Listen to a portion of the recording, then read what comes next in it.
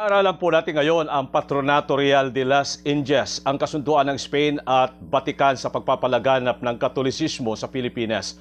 Ang Spain ay naging pinakamalakas sa kaharian sa buong daigdig noong 1600s dahil sa paghahangad nito na maging tanyag at makapangyarihan.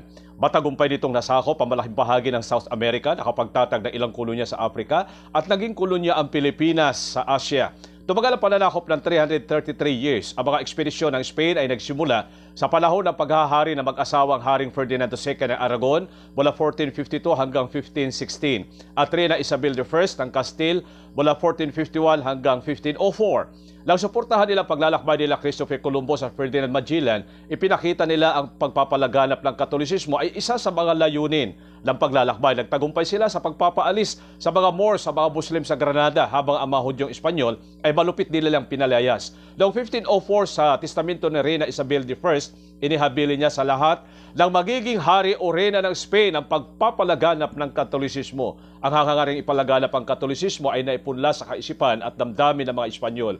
Dahil dito, ang Spain ay nakipagkasundo sa simbahang Katoliko na ipalaganap, pananatilihin at ipagtatanggol ang relihiyong Romano sa lahat ng mga kolonya ng Spain, kapalit ang malayang pagpapatakbo ng Spain sa mga kolonyong simbahan na malaya sa pakikialam ng Vatican. Ang tawag sa kasunduang ito ay Patronato Real de las Indias. Sa susunod, pag-aaralan natin ang pagtutol ni Rizal sa mga aral ng simbahang Katoliko. Hanggang sa muli, marami pong salamat at Diyos.